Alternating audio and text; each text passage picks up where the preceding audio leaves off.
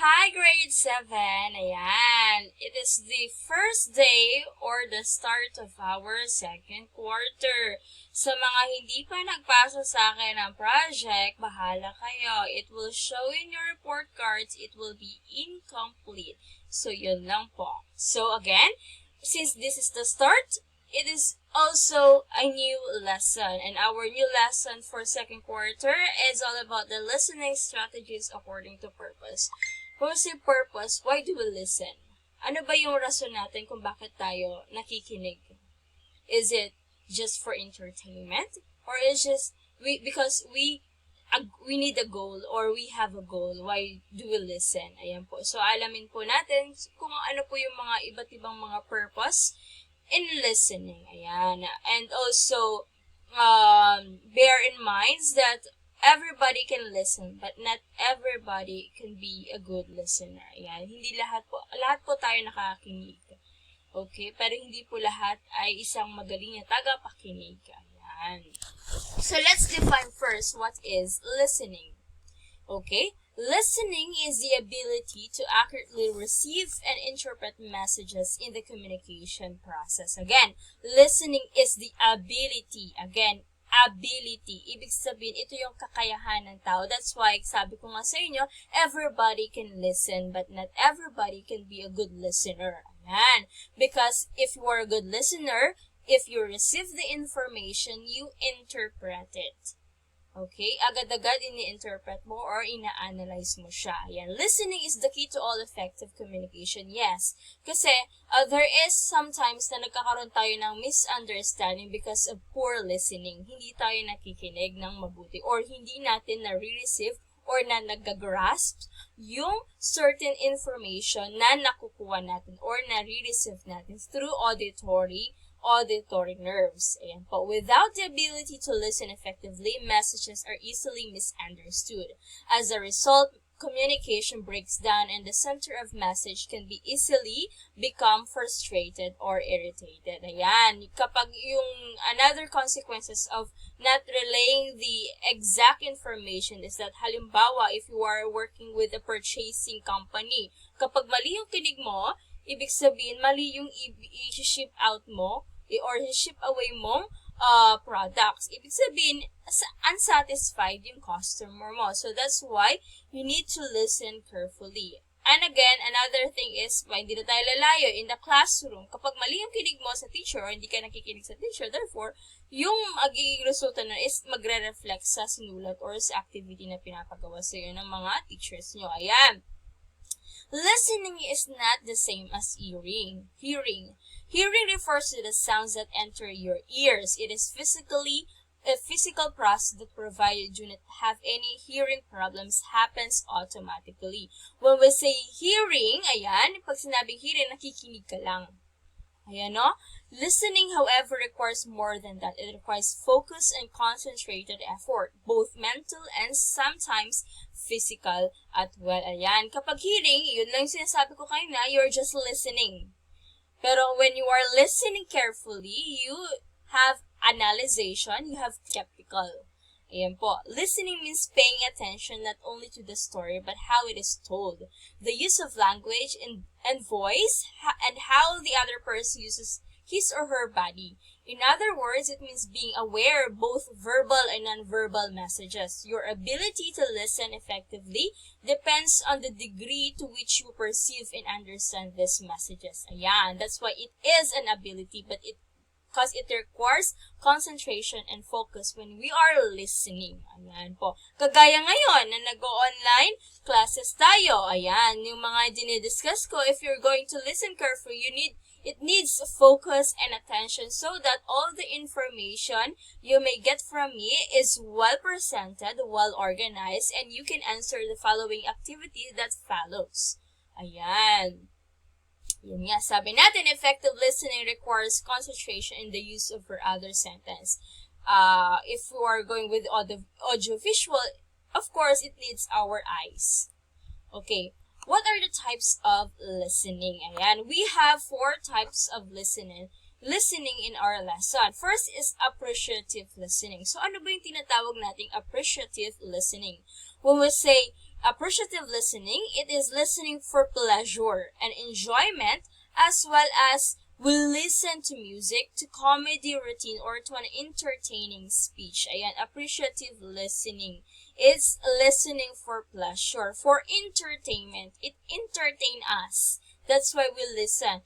Halimbawa, or for example, is watching a movies, listening or watching a concert through online streaming. Ayan po. So, yun po. Comedic performance yung mga ginagawa natin. So, yun yung ibig sabihin natin ng appreciative listening. We listen for pleasure. We listen for entertainment, to entertain us. Ayan, para malibang tayo. Next is empathetic listening. This is somehow, the best example somehow is when a psychiatrist or psychologist is listening to their clients. Ayan po. As well as yung friend to friend. Ayan, kapag may problema or na-heartbreak yung mga kaibigan nyo, syempre, kailangan mong makinig muna, hindi yung, ay, agad-agad, nagja-judge ka na kagad. So, that is what we call empathetic listening. When we say empathetic listening, you put your shoes on somebody's situation. Ayan. Nilalagay mo yung sarili mo dun sa kalagayan ng nagsasabi or nagkukwento sa'yo. So, that is why empathetic listening. Listening to provide emotional support for the speaker. Ayan. Yun, so, kaya natin siyang empathetic listening. Third one is comprehensive or active listening. Comprehensive, when we say comprehensive, you need to understand something. Ito yung tinatawag natin in a classroom situation. Whereas a teacher is discussing and the student is listening. And when you're listening to the teachers while discussing the lesson, you're going to answer, or the activity that follows is well organized and well answered. Kasi you know na yung sagot. You know the explanation. That's why hindi ka na nahihirapang sumagot. Ayan po yung ibig sabihin natin ng comprehensive and active listening. You need to understand the speaker. And in order to answer, and in order to follow the following instruction. Ayan, lalo na kapag nasa bus, nasa field trip, ayan. So, kapag yung teacher nagbibigay ng instruction, what to do and where to go, ayan, kailangan ng active listening. So, sa particular situation na yun. So, next or last is the critical or analytical listening. In this situation, you need to be skeptical. Why? Kasi sa critical, from the words of critical, kailangan gumagana yung rational thinking mo. When we say rational thinking, your brain is working. Your brain is analyzing, visualizing, or making a cause and effect situation. If this is a particular action that you're going to do, therefore, may certain result na naiisip ka na. So, that's why, one of the best example is when you are listening to a political campaign. Ayan. Kapag anong tawag dito? Sa SSC or sa SCO. Ayan. Kapag tumatakbo sila sa school, so kailangan makinig. Siyempre, yung mga plataforma nila, yung mga programs to be imposed, ayan. So, kailangan nyo makinig para malaman nyo kung sino yung boboto nyo. So, that is a critical or analytical thinking. You analyze something in order to come up with your own decision. Ayan po, yung ibig sabihin na yung apat nating listening, are kinds of listening or types of listening. First is appreciative listening, listening for pleasure. Empathetic listening is listening to provide emotional support. And comprehensive or active listening, it is a listening to understand the message. And critical and analytical listening is that you evaluate something or you analyze something. Ayan po. So, this is the following activity. Just identify what type of listening is being shown on the following items. Ayan po.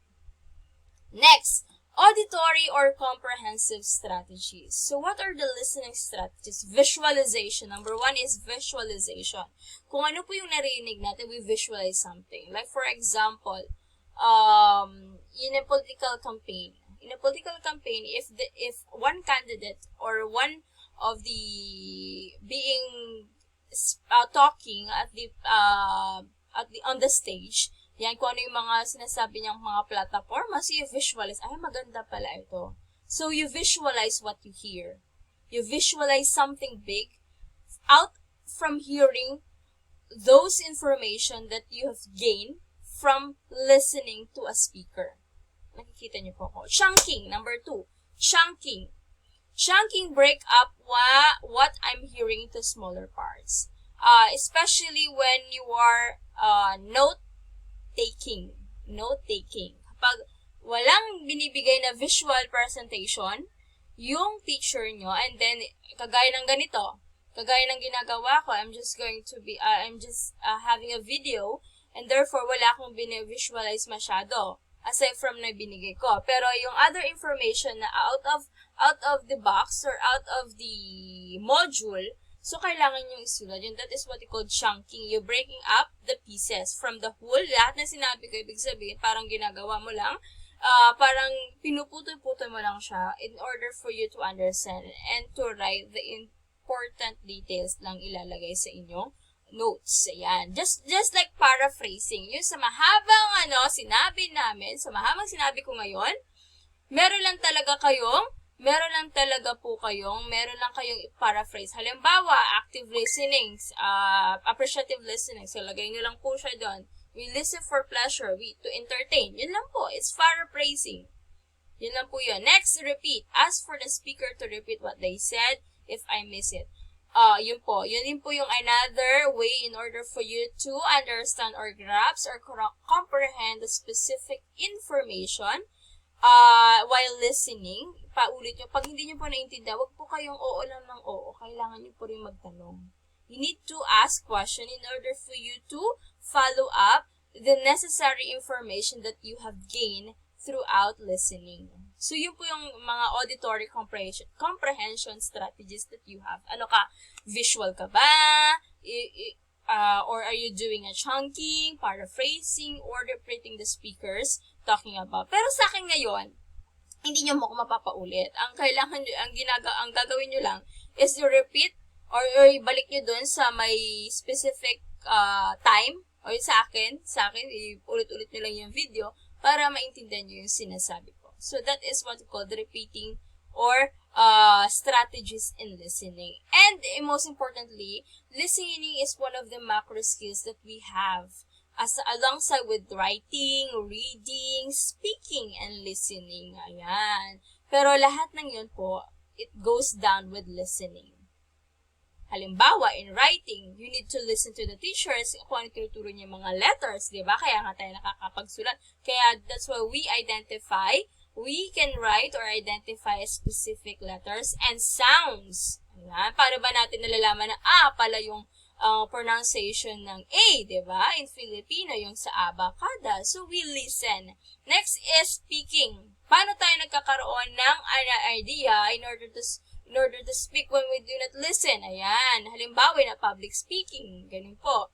Next is reading. Ayan. Hindi naman, yan. Yung sinasabi ko, yung visualization as well as yung creating sounds. We listen for the sounds in order to read or to properly read the specific words that you are reading. So, yun po yun. It goes down with listening. Kaya nga siya yung pinaka-importanting skills na kailangan nating i-practice pa. Kaya sabi ko sa inyo, everybody can listen, but not everybody can be a good listener.